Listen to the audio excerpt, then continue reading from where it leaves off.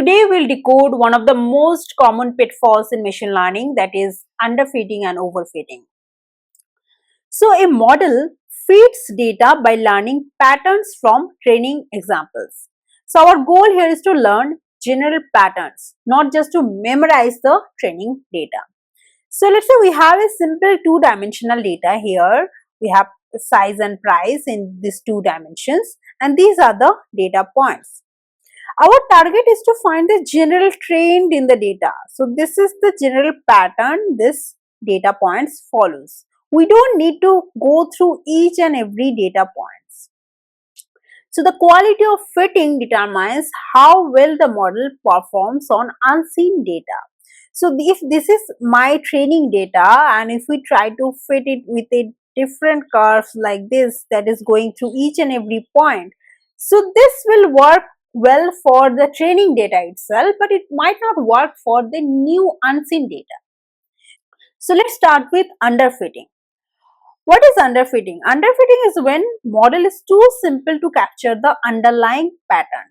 If you see the data here, this is the general trend of the data.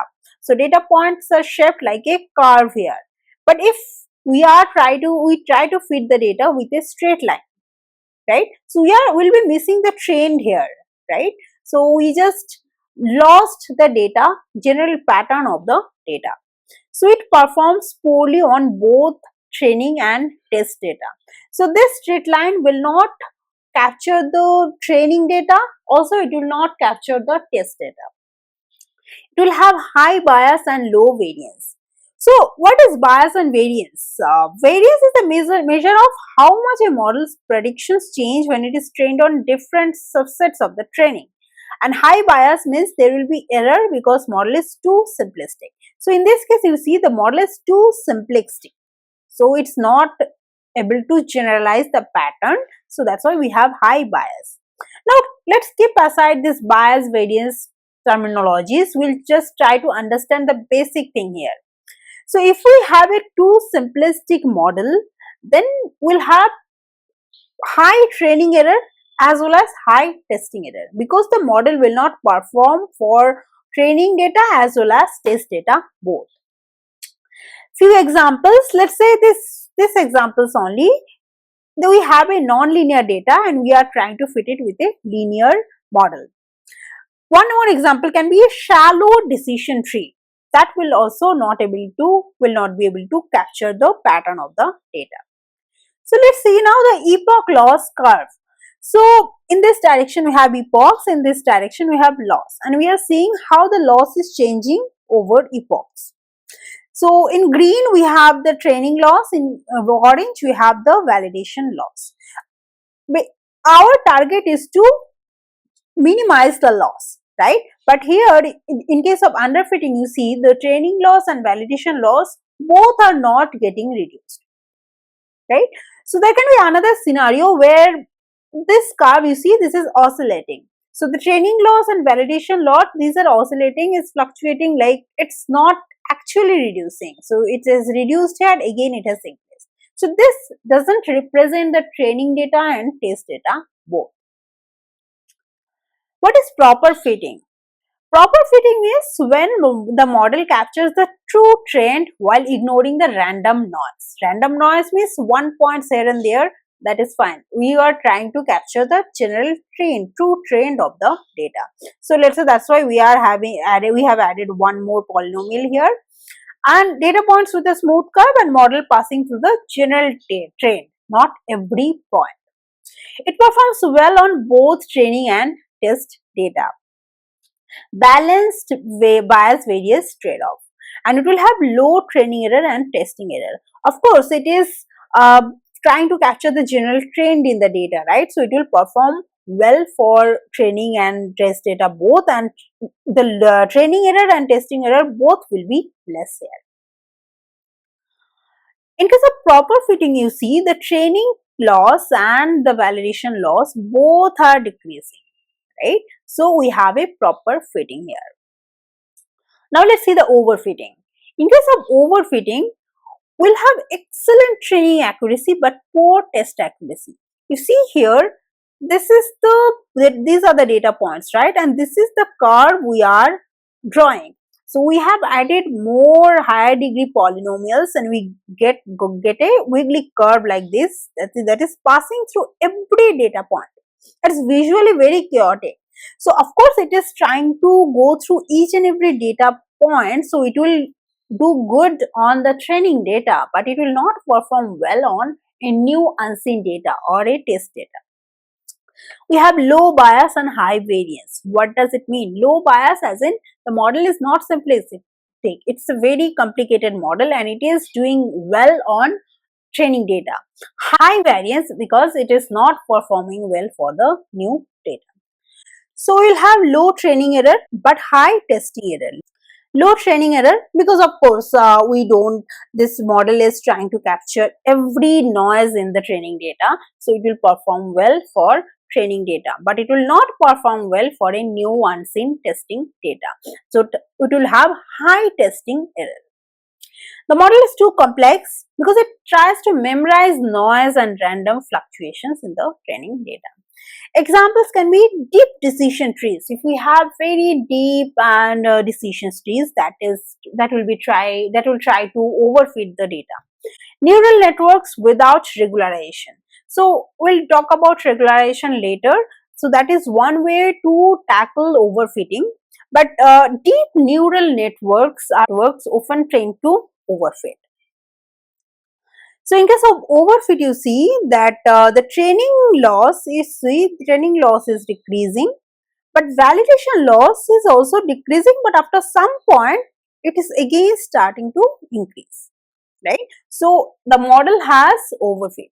Now here see the three scenarios represented here. So this is the underfitting scenario. So we have this trained in the data. This is one class and this is another class, but we are just trying to classify this with a straight line. So it is underfitting scenario. This is a proper fitting. This is one class and this side we have one class and this side we have another class. Of course we have some noise here. In case of overfitting, what will happen? We'll get this type of complex graph, right? And it will try to fit each and every data point. So of course it will work well on training data, but it will not work well on test data. So overfitting models are like students who memorize answers instead of understanding the topic.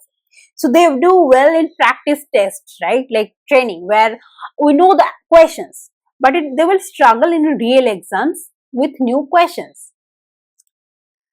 Now the problem here is why neural network can overfit. Too complex network is often prone to overfit. Too complex network has lots of nodes and weights, and these are the weights, right? Each nodes will be these node connections will have some weights. The weights define the importance of the neurons in the network, right? So this weights here will define the importance of these two nodes. The more complex network with more nodes and weights, the more it will try to capture every minor patterns in the training data set. Hence, it will fail to generalize for new data. Now, what are the major reasons of overfitting in neural network? So, one thing is already we discussed, that is the complex model. So, using a complex model for a simpler problem which picks up the noise from the data. So, let's say we talk about the iris data set. So, if you know about the iris data set, that is a very simple data set. So, if we try to fit this data set with a neural network, deep neural network, so that will try to overfit. One more reasons your model can overfit is small data sets. So, as the training set may not be the right representation of the universe. So, if we have a very small data set, the model will perform well on the small data set. It will try to learn every feature of the data set, but it will not work well for the new data because the training data set we have, that is not a real representation of the overall data, right? So these are scenarios when model can overfit. How do we overcome overfitting? We use regularization. The most common regularization techniques are L1 and L2 regularization. We'll talk about that in our later videos. But course, but this regularization is the main technique we use to cope with overfitting. We apply cross validation. What is cross validations? What we do is we divide our data set, training data set, into, let's say, multiple parts, and then we randomly pick, let's say, three subset for training and the remaining one for testing. So we'll do this multiple times. So next time we might pick this three subset as training subset and this one as for testing. So we'll do this multiple times so that we try to learn the general patterns of the data. Next thing we can do is collect more data. So of course, if the data set is small, it will not represent the whole trend of the data, right? So we need more data in that case. Simplifying the model architecture. So that is one thing we can do to fight overfitting. Use dropout, early stopping, or data augmentations. So these are also techniques like regularization that we can use to fight overfitting. We'll discuss more about this in my later videos. Now, how to avoid underfitting? So first, how do we know there is underfitting? So high training and testing errors indicate the model is too simple or not trained enough. So if we see that training and testing both the errors are high, then that means that the model is not trained enough. What you can do, you can use a more complex model, switch to a model that can capture nonlinear relationships. From linear regression to, we can switch to polynomial regression or a deeper neural network. We can train for more epochs, give the model enough time to learn the data patterns. Reduce regularization. So regularization is the technique to fight overfitting, right? So if we already detect that we have underfitting, so we have to reduce the regularization or dropout and other things we use to fight overfitting. Add more relevant features. So we can include new meaningful input variables or engineered features that better describe the data. We can ensure the data quality is clean, accurate, and sufficient data that helps the model learn the true patterns. We can use better feature transformations techniques, apply polynomial features, kernel tricks, or modern embedding techniques to capture non-linearities in the data. We can tune hyperparameters properly, adjust learning rate, depth, and other model settings. So there are lots of hyperparameters in the neural network that we can tune for optimal performance. Now, what happens when test fails or test performance is very poor? So if you see the test performance is poor, there can be two scenarios, right? Either the training performance is also poor, then it indicates that there is underfitting. If the training performance is good and the test performance is poor, that means then we have overfitting.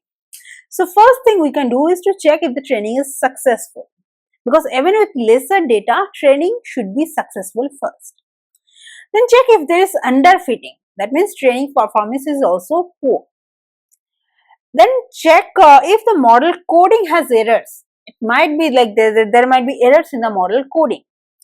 Check if the model architecture is proper or we need more parameters in the model training. Then try to train for more iterations. Maybe your model needs more time to learn the general patterns. Then change the batch size, learning rate, or weight initializations. All these helper parameters we can change to make the model learn better. So in case we see the test performance is poor, we try to first overfit, and then we can take care of the overfitting. So if the overfit means the model works well on training data. If the model doesn't work well on the training data itself, then there is no point to go ahead, right? First, we have to make sure the model does well on training data. Then we see there is overfitting, then we'll tackle the overfitting. So when test fails but training performance is good, that means we have our training is good, training loss is less, training performance is good. So there can be two scenarios. Training and test data distribution might be very different. So let's say you are training with a different kind of data and testing on a totally different kinds of data. So then of course training performances will be good and testing performance will not be good, right? But the other scenario that we are currently discussing in this topic is about the overfitting. So there can be overfitting. That's why the training performance is good, but the test is not. So we need to use regularization techniques that we'll discuss in our next videos. So those regularization techniques will tackle the overfitting.